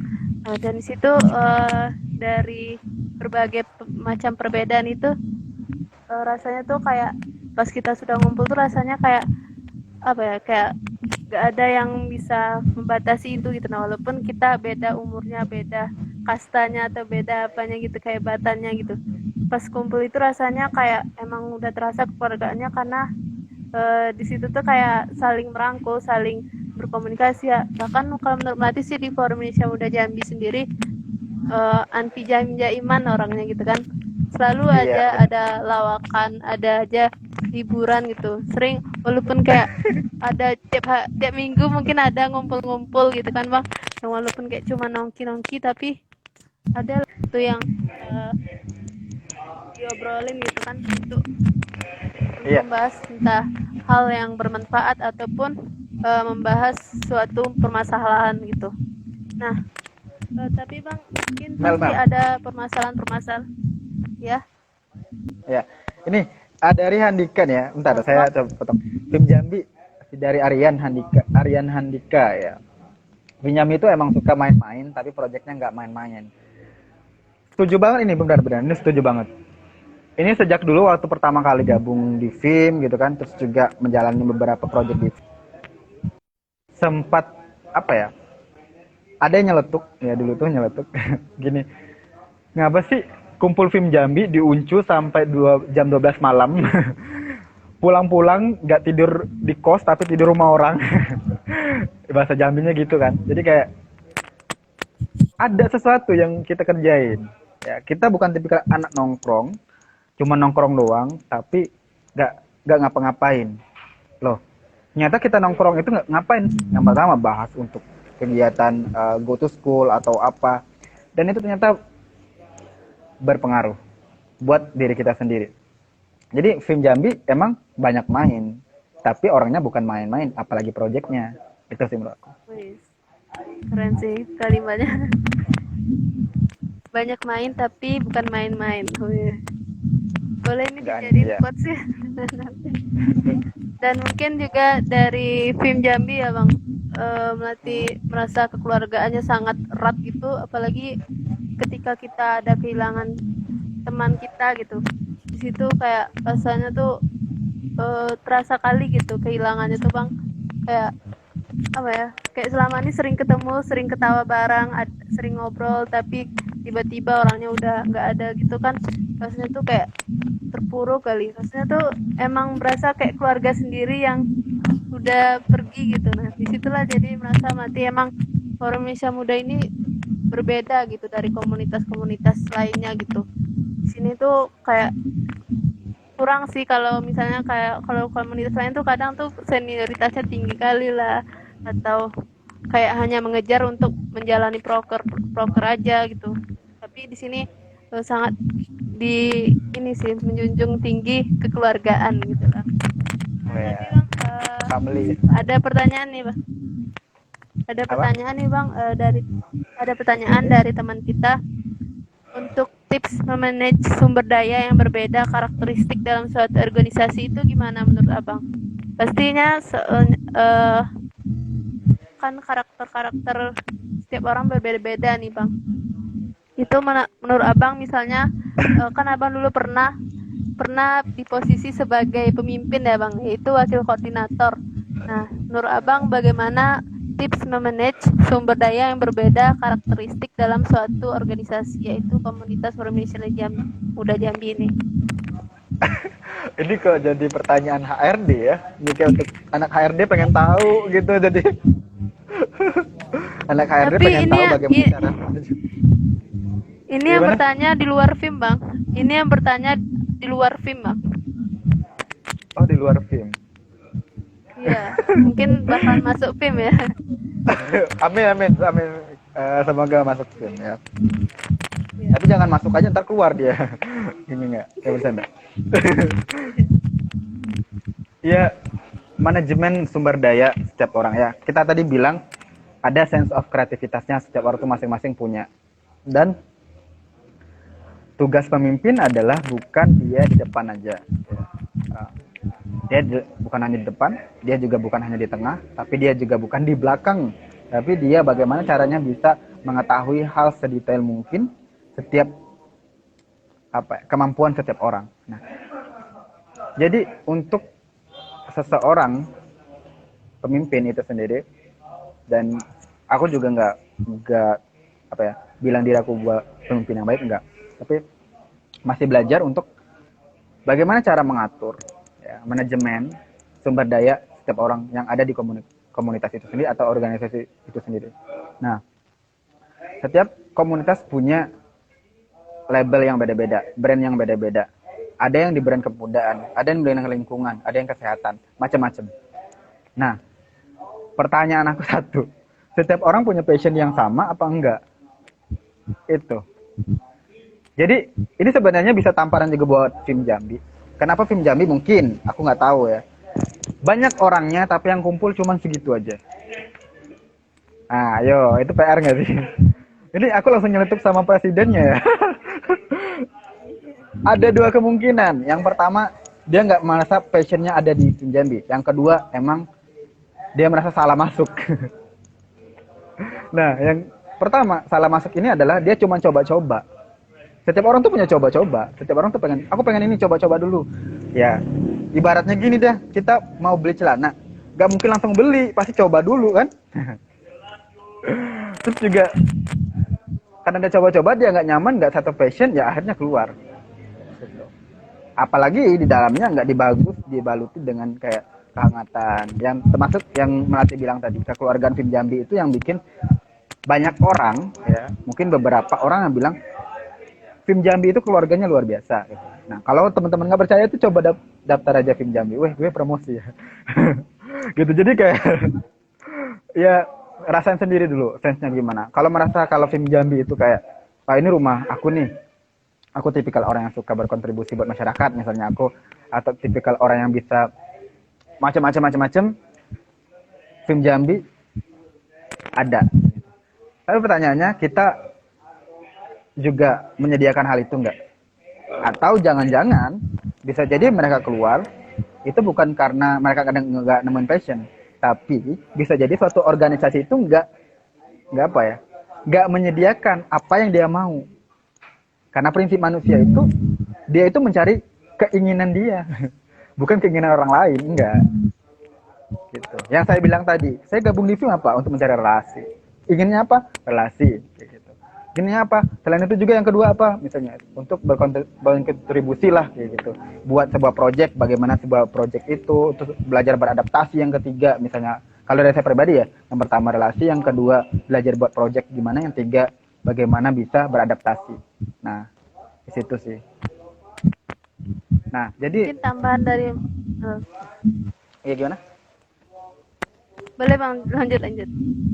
Nah, makanya dari saya pribadi, orang-orang yang bisa ya, manajemen itu adalah pemimpin yang melihat bahwasanya organisasinya bisa memadai apa yang orang inginkan, dan juga dia bisa melihat kemampuannya, juga dia bisa melihat kalau misalnya setiap orang itu punya kemampuan dan dia bisa memanfaatkan itu hal-halnya itu sih. Oke, ini pesannya sangat bermanfaat sekali ya buat Presiden Forum Indonesia Muda Jambi yang saat ini sedang menjabat, sedang memegang amanahnya, dan juga para koordinator dan wakil koordinator yang mungkin saat ini sedang menonton live IG ini. Dan juga mungkin tambahan dari Melati Bang, satu lagi itu merasa terikat gitu. Ketika orang itu merasa terikat itu maksudnya begini, ketika dia diberi amanah, dia itu mau kayak terlibat, berkontribusi mulai muncul di organisasi itu. Tapi ketika dia tidak merasa terikat, maksudnya tuh kayak nggak ada kawan sefrekuensinya atau kawan dekatnya di organisasi itu, atau dia tidak ada dikasih amanah yang terlalu apa ya, bisa jadi misalnya kayak jadi koordinator itu dia tidak terlalu maksimal dalam berkontribusi dalam organisasi itu sih menurut Melati Bang yang jadi tambahan dari yang Abang jelaskan tadi. Benar, itu tadi masuk ke poin penyediaan. Maksudnya penyediaan ke organisasi itu nyediain nggak sih apa yang dia mau gitu. Ya, dia mau masuk ke organisasi itu kenapa? Itu pertanyaannya. Pertama, mungkin dia mau masuk nyari teman. Nah, kalau organisasi ngekang dia nggak bisa berteman sama yang lain, ya dia bakalan keluar. Itu masuk ke sana. Dia gabung, bisa gini nih. Kamu pengen, misalnya kita bicara kampus yang di Unja kan ada UKM, bukan UMKM, UKM kan. Ada UKM musik, ada UKM eksis misalnya. Eksis ini bahasnya keilmiahan. Kalau UKM musik ini bahas musik. Kamu pengen memperdalam skill musikmu. Kamu masuk eksis nggak? Enggak kan? Ngapain? No. Kamu pasti masuk ke UKM musik, bukan UKM eksis. Ya, jadi orang-orang akan punya kecenderungan sendiri. Kenapa dia aktif suatu organisasi? karena ada yang dia inginkan dari suatu organisasi tersebut, dan itu hal lumrah. Oke. Oke. Oke, lanjut ke pertanyaan selanjutnya, Bang. Bang Sony, jika ada situasi harus mengeluarkan ide, tapi lagi mentok nih, Bang, atau lagi moodnya tuh nggak baik gitu. Nah, itu gimana menurut Abang untuk bisa naikin moodnya lagi atau balikin moodnya lagi? Karena kan kadang kita misalnya lagi sedang di suatu organisasi itu sedang mendiskusikan suatu program atau mendiskusikan tentang suatu tujuan yang bakal kita bentuk ke depannya. Itu kan diuji kreativitas kita, tapi kita kondisinya di situ lagi misalnya lagi sedih atau moodnya nggak baik. Itu menurut Abang gimana untuk membalikan mood Abang sendiri? Ini pertanyaan siapa ya? Nggak tahu, ini banyak di list Oke. ya, Bang. Baik. Nah, ada influencer TikTok. Ya, aku juga lupa namanya. Aku suka lupa namanya, tapi aku kadang selalu ingat apa yang dia ucapin ya. Jadi dia bilang gini, sesuatu itu kalau kita mau istirahat dulu. Dan sesuatu itu kalau kita mau lanjut, ya lanjut dulu. Sesuatu yang aku maksud adalah apa yang kita kerjain. Tuh. Kalau kita kerjain itu lanjut dulu. Sesuatu itu juga bisa mimpi loh. Mimpi itu maksudnya gini. Kalau kita mimpi kita mau istirahat dulu maksudnya mimpinya. Nanti dulu istirahat dulu mimpinya. Kamunya istirahat gitu nanti lanjutin lagi mimpinya. Tuh. Banyak ya, sesuatunya itu banyak gitu. Kalau kerjaan boleh, mimpi boleh, apalagi gitu. Misalnya apa ya lagi ya? Kerjaan, mimpi, terus belajar. Nah, belajarnya apakah belajar terus-terusan enggak kan? Tapi belajarnya nanti dulu, istirahat dulu. Belajarnya istirahat dulu. Setelah itu baru lanjut lagi belajar gitu. Nah, jadi sesuatu tuh perlu proporsi ya kayak gitu masing-masing. Nah, kita pun setiap hari misalnya kerja mulu nggak ada istirahat kan nggak bagus juga. Ada namanya bukan pelajaran sih, cara berpikir yang namanya work life balance. Jadi kita tuh harus mengatur hidup kita setiap hari itu dengan seimbang ya, dengan seimbang. Tidur kita satu hari bagaimana, cukup nggak gitu ya, setiap hari itu pasti kita punya jam tidur. Setiap orang tuh punya jam tidur yang beda-beda. Ada yang 5 jam, ada yang 6 jam, ada yang 7 jam, ada yang 8 jam gitu. Nah, itu beda-beda. Nah, tipikal setiap orang pun beda-beda. Ada yang beruang, maksudnya beruang itu ya mungkin dia aktifnya di malam hari gitu. Ada yang beruang hantu itu malam hari. Ada yang beruang dia siang udah ngantuk kayak gitu. Itu macam-macam. Nah, ini bisa dipelajarin hal-hal yang kayak gitu. Nah, makanya kita mempelajarin pengembangan diri buat diri kita sendiri. Oh, aku tipikal yang ini nih. Nah, ada yang orang tipikal yang pagi itu udah fokus, berarti aktif. Tapi malamnya ngantuk, berarti malamnya tidur. Ada yang kayak gitu. Ada yang tipikal yang burung hantu. Burung hantu nih kayak siangnya tidur, malamnya ternyata dia fokus gitu. Malamnya dia kerja. Nggak masalah, emang ada orang tipikal kayak gitu. Nah, jadi tipikalnya sekarang adalah kalau kreativitas itu bisa muncul ketika kita mengetahui sense of kreativitasnya kita dan juga sense of apa ya, setiap hari itu kita punya jadwal atau punya bisa dibilang jam-jam fokusnya kita ya segitu. Nah, kalau misalnya aku pribadi jam 10 dan sampai jam 2 siang itu adalah waktu untuk memikir hal-hal yang berat. Jadi jam 10 sampai jam 2 itu aku biasanya mikir keras tentang hal-hal apa gitu yang kreatif gitu. Tapi jam pagi-pagi itu masih belum fokus banget. Jadi hal-hal yang ringan, mungkin mengerjakan pekerjaan rumah atau aku ngerjain kayak apa semacam ya exercise ya kecil-kecilan gitu, olahraga, sarapan atau apa. Nah, jadi apa ya, sesuatu itu kita harus manage dengan baik dan benar sesuai dengan kita. tipikal kita sendiri. Itu sih Mel. Ini berhubungan dengan pertanyaan tadi ya Bang. Kalau menurut Abang sendiri, mungkin Abang pernah mengalami kemageran gitu Bang. Dari Abang sendiri kalau mengatasi kemageran tingkat tinggi itu gimana Bang? Ya, malas itu emang nggak ada obatnya di apotek tuh, nggak ada malas. Bu, beli obat malas tuh kagak ada, suruh keluar. Suruh keluar paling. Nggak ada. Em, yang perlu gerak adalah kita. Nah, malas ini aku ngelihat malas itu ada indikasinya. Ada indikasinya. Yang pertama, kalau kita malas, berarti bukan itu yang kita mau sebenarnya aktivitasnya. Nah, yang kedua, itu memang kita benar-benar istirahat, memang butuh istirahat, makanya malas. Jadi ada dua kemungkinan. Yang pertama adalah itu yang nggak pengen kita lakuin. Yang kedua, emang kita lagi butuh istirahat. Nah, kalau yang pertama, kita bahas satu-satu. Kalau yang pertama itu yang emang nggak pengen kita lakuin tuh yang kayak gimana? Misal, kita udah buat jadwal harian, aku harus gini gini gini gini gini. Ternyata nyempil jadwal yang kayaknya itu nggak perlu hari itu. Itu pasti malas itu ngerjain itu. Pasti malas. Nah, malas. Atau ngerjain lagi, ada yang ngerjain skripsi misalnya di sini. Nggak ngelihat skripsi itu prioritas, pasti malas ngerjain skripsi. Pertama ngelis ini, nelpon pacar, yang kedua misalnya nelpon orang tua, yang ketiga itu ngajar bimbel, yang keempat skripsi. Yang prioritasnya yang keempat adalah skripsi. Skripsinya paling bawah pasti nanti. Jadi kayak, nanti aja deh, masih ada tugas ini yang skripsi paling bawah aja. Tapi kalau skripsi yang paling atas, prioritas, itu yang paling kerjaan pertama kali pasti. Nah, itu yang biasanya terjadi.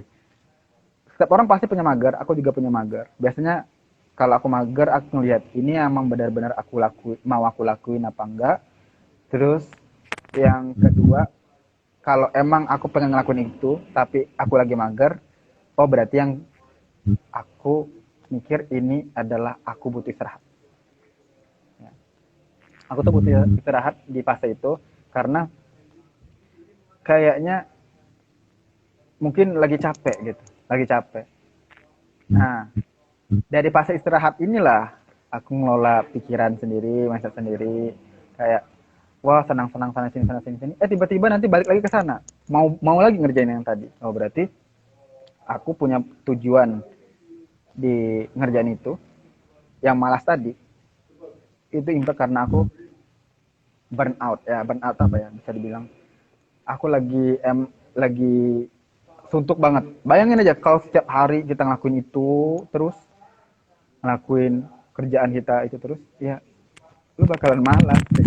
Ini mulu tapi coba salingin yang lain. Nah, itu sih. Makanya kita punya work life balance itu penting ya. Keseimbangan dalam hidup itu penting. Kapan kita waktunya nih sebagai muslim, kapan kita waktunya untuk sholat, beribadah, untuk misalnya zikir, untuk masalah apa aja yang penting ya menurut aku itu penting ya.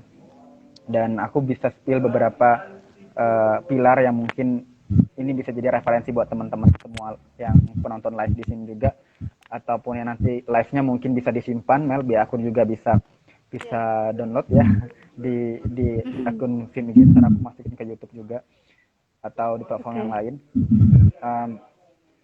Terus satu hal yang aku pengen garis bawain adalah kita tuh harus punya tujuan setiap hari, dasar-dasarnya apa yang pengen kita kembangin dari hidup kita. Ada beberapa pilar aja. Misal kalau aku mikirnya, kalau aku karir misalnya, oh kalau bagian karir ini dijabarin lagi apa. Yang kedua kesehatan ya, mau nggak mau di umur sekarang ya, kita tuh zaman sekarang tuh nggak mikir lagi. Kalau zaman dulu nggak tahu juga ya, kalau aku mikir sekarang, zaman sekarang tua muda itu sama, lu punya kesempatan untuk mati pun nggak tahu kapan gitu. Besok ada yang udah meninggal duluan gitu. Umurnya berapa? 14 tahun misalnya. Umurnya berapa? 6 tahun. Karena kita nggak tahu kematian itu kapan gitu. Jadi kesehatan menurut aku pun ya bukan berarti kita menolak takdir gitu, enggak, cuman kayak kita menjaga diri kita dengan kesehatan itu penting menurut aku, karena kita pengen hidup, misalnya hidup itu masih lama,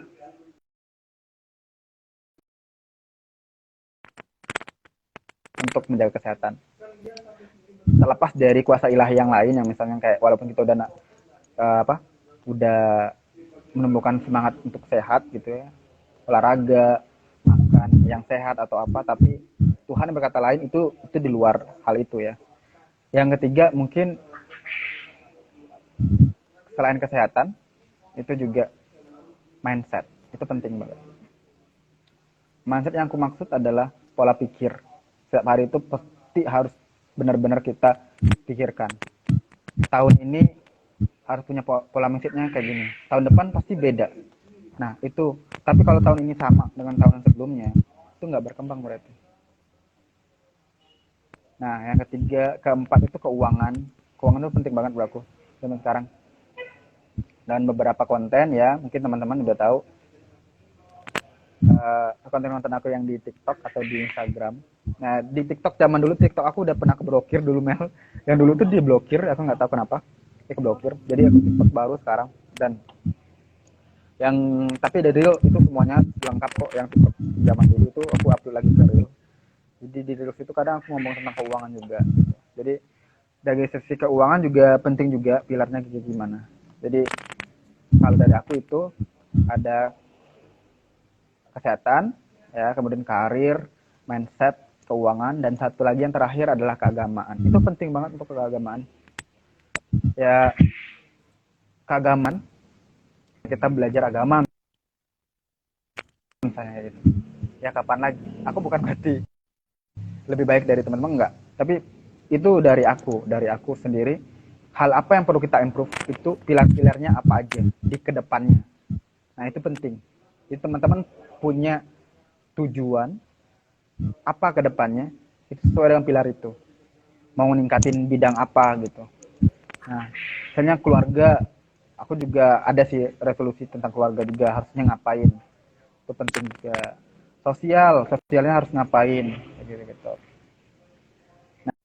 Nah, misalnya sosialnya nih ya, tahun ini aku pengen nggak malu lagi kalau ketemu sama orang, bisa komunikasi sama orang baru, harus bisa beradaptasi. Nah itu adalah sebuah bidang bagian sosial misalnya kayak gitu. Jadi teman-teman punya pandangan sendiri kira-kira harusnya seperti apa ke depannya, dan itu harus diimprove setiap hari. Itu sih Mel.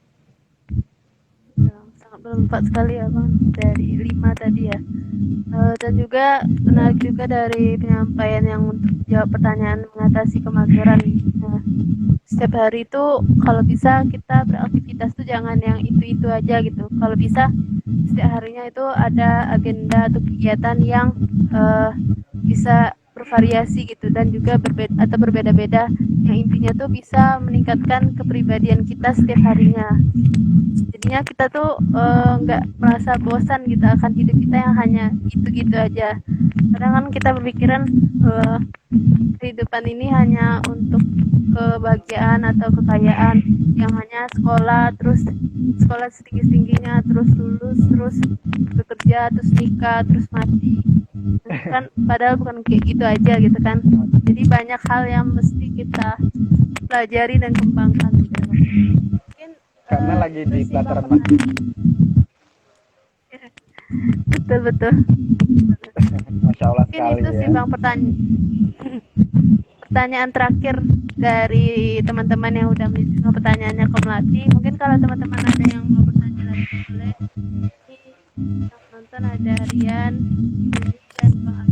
Kalau misalnya ada pertanyaan boleh sampaikan, atau kalau nggak ada boleh ditutup nih.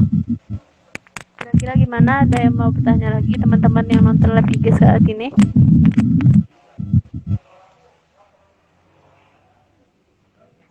Tak ada ya? Mungkin udah terjawab semua sih Bang. Banyak sih hal yang bermanfaat tadi sudah Bang jelaskan kepada Melati dan juga teman-teman yang menonton live IG ini dari awal sampai akhir. Dan juga semoga apapun yang sudah Bang jelaskan ini bisa menambah ilmu juga pengalaman buat melatihnya ke depan nanti juga buat teman-teman. Dan juga Aryan semoga mau juga nanya nggak? abang sendiri. Oh, Aryan mau nanya? Nanya apa? Boleh Aryan disampaikan langsung pertanyaannya?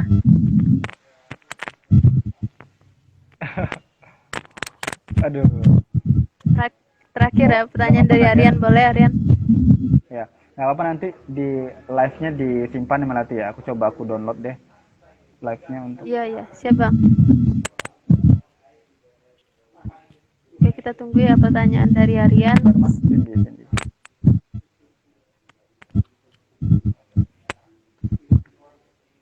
Cindy Permatasari. Iya kan? Wih. Pertanyaannya, deskripsikan keluarga kunang-kunang Film Jambi menurut Bang Sony. Sudah aku Dan itu duga. sekaligus closing statement. Oke, apa ya? Em,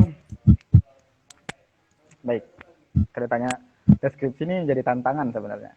Keluarga kunang-kunang Film Jambi. Film Jambi itu aku pribadi melihat adalah sebuah obat. Ya, sebuah obat. Kenapa? Karena dia menyembuhkan saat orang lagi butuh itu. Dan Film Jambi itu nggak memberikan rasa sakit. Jadi, closing statement-nya adalah gabung Film Jambi, lu bahagia, lu sehat. Lu tahu. Gitu. Ya, banyak sense-nya aku bilang kayak gini. Kenapa Film Jambi itu jadi sebagai obat? Kita nggak tahu ya personalitas setiap orang itu bagaimana. Tapi ketika di Film Jambi, kita bakalan tahu. Ini orang kadang sakit apa. Kenapa aku bisa deep kayak gini? Karena beberapa keceplosan ya, beberapa orang itu tahu kayak, oh ternyata dia punya sesuatu masalah ini kayak gitu ya toh. Dan mereka ketika di Film Jambi itu malah sembuh, maksudnya sehatnya kayak lu hilang kayak gitu semuanya. Nah, keluarga kunang-kunang Film Jambi itu adalah obat. Nah, obatnya ini seperti bukan parastamol, bukan narkoba, bukan macam-macam. Tapi obat yang saya maksud adalah obat untuk menyembuhkan diri sendiri. Jadi kunang-kunang Film Jambi adalah obat. Biasa aja sih, nggak keren-keren amat. Betul sih tadi bang. Kayak misalnya dulu nanti pas kena COVID itu ada aja bahkan sampai ditemenin berobat tuh ke rumah sakit biar ngecek Melati positif atau enggak gitu. Nah, terus juga ada juga sampai diantarin beberapa kali obat-obatan ataupun kayak makan atau minuman karena kan Melati nggak bisa keluar dan juga nggak selalu ada terus yang beliin makan atau minuman di rumah tuh kan. Jadi di situ itu sih salah satu yang abang sebutkan tadi di Film Jambi itu sebagai obat. Dan juga seperti yang terakhir kali Melati ikuti itu Film Jambi yang ke Kerinci itu posisinya saat itu Melati emang lagi stres-stresnya, lagi depresi, kesehatan mental Melati itu sangat menurun lah waktu itu, kayak banyak tekanan, takut pergi bareng-bareng teman Film Jambi itu kayak rasanya tuh lepas gitu, beban-beban kehidupan tuh bukan artinya melarikan diri atau lupa, cuman kayak menyembuhkan sedikit gitu, menyembuhkan sedikit tapi enggak buat mati jadi hilang arah dan tetap sadar dan terima gitu gimana pun hidup ke depan. Jadi kayak lebih semangat gitu sih bang di Film Jambi, jadi kayak banyak kebahagiaan yang membuat diri kita tuh lebih semangat lagi ke depan. Itu sih. Gimana Aryan? Sudah terjawab ya Rian? Mungkin itu ya pertanyaan terakhir kita. Closing statementnya adalah Film Jambi adalah obat ya. Oh ya bang, ada pertanyaan dari Bang Eno. Kebetulan Bang Eno baru bergabung ya. Pertanyaan dari Bang Eno ini di luar topik Bang sebenarnya, cuman bolehlah Bang jawab saya Bang. Kebetulan orangnya ada. Nanti kalau nggak Melati sampaikan, nanti ada dendam pribadi pula ke Melati. Jadi pertanyaannya itu dari Bang Eno, pernah atau tidak Abang melabrak adik kelas saat masih sekolah? Dan juga pernah atau tidak Abang ketika sekolah itu minta izin ke toilet malah kabur ke kantin? Udah keduga Pertanyaannya kalau Ena receh. itu nonton. Ah, kalau untuk melabrak adik kelas, hmm, waktu SMP nggak ada, SMA juga kagak ada, gue baik-baik aja ya kalau SMP SMA kayak akur gitu kan apa-apa. Cuman kalau untuk pertanyaan yang kedua itu ada. Jadi pernah bakalan itu sering ya. Jadi Oke. mungkin lupa sarapan pagi-pagi, ya semangat banget untuk Iya. sekolah gitu kan. Ya dulu pakai tas tuh kayak kura-kura. Isi tasnya itu banyak banget. Kalau nggak dibanyakin tuh tas nggak merasa kayak bawa tas gitu. Ini kayak ringan kayak gitu ini aja kan. Nah, jadi tasnya masukin semua buku gitu. Kalau kalau perlu lemari itu masukin aja ke tas. Nggak gitu dikasih. Jadi sampai kayak gitu banget ya. Ya, makanya waktu dulu karena lupa sarapan. Jadi karena kebetulan kantin itu jauh, ada sih kantin dekat sama kelas kan, tapi nggak mungkin kan kita nyari dekat kantin dekat sama kelas. Ntar guru keluar, lo ngapain gitu. Tapi aku sengaja nyari toilet yang jauh. Walaupun itu mutar, mutar. Di dekat toilet ternyata agak sejauh lagi, agak sebelah sana ada kantin. Ya udah gue makan dulu. Kebetulan nggak ini. Pas pulang sudah istirahat, alhamdulillah. Nanti juga pernah sih Bang, dan itu hal yang wajar sih kadang kita Ya, lakuin ya. wajar. Sebaik-baiknya kita kadang adalah hal yang melenceng yang kita lakuin. Itu ya pertanyaannya Bang Eno sudah terjawab ya. Alhamdulillah semua pertanyaan dari teman-teman sudah terjawab oleh Bang Sony, dan semoga bisa menambah kepuasan lah dari teman-teman akan penjelasan atau ilmu yang telah diberikan dari Bang Sony. Juga semoga bisa diterapkan ya dalam kehidupan kita saat ini, dalam kehidupan kita sehari-hari. Nah, terima kasih kepada Bang Sony yang sudah menyempatkan waktunya Bang, sudah memberikan ilmu-ilmunya dan pengalamannya kepada kami semua. Semoga bisa bermanfaat bagi Melati, teman-teman, dan banyak orang lainnya sekitar Abang. Dan juga semoga juga urusan dan kepribadian Abang menjadi baik ke depannya, dimudahkan juga.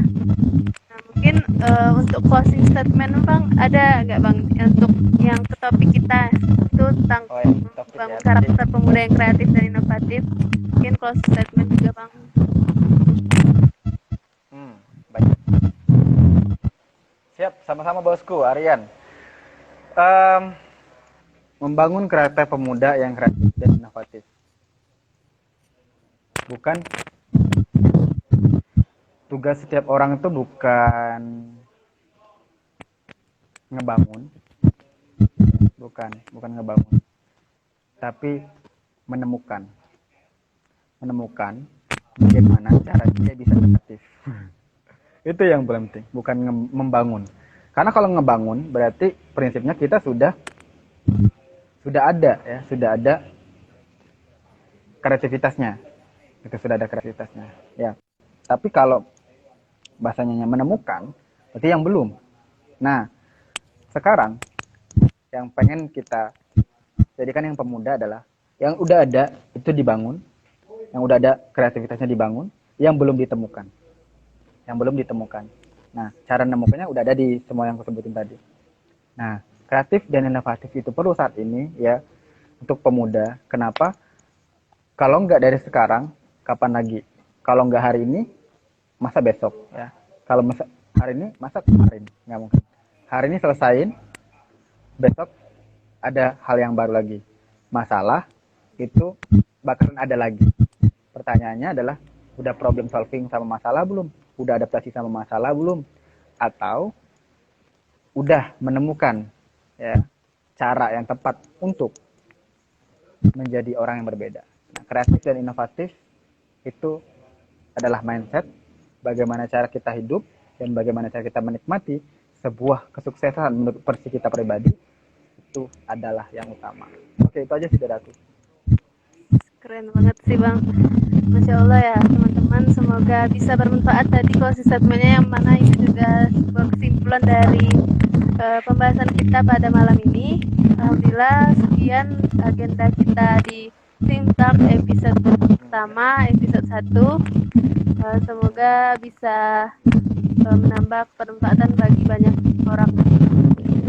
Saya Melati Oktaviani sebagai moderator pada malam hari ini. Mohon maaf ya Bang Sony dan juga teman-teman jika ada banyak kekurangan dan kesalahan kata. Melati akhiri. Assalamualaikum warahmatullahi wabarakatuh. Terima kasih buat teman-teman yang sudah menonton live IG ini dari awal hingga akhir, dan semoga bisa ditonton ulang lagi ya. Bergabung juga Film Jambi ya. Mohon maaf apabila banyak salah dan nggak sesuai ekspektasi juga mungkin.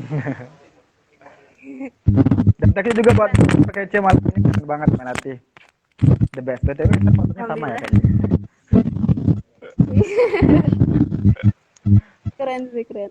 Oke, nanti akhiri ya Bang live IG kali ini. Siap. Oke. Dadah Bang. Assalamualaikum. Dah, Waalaikumsalam.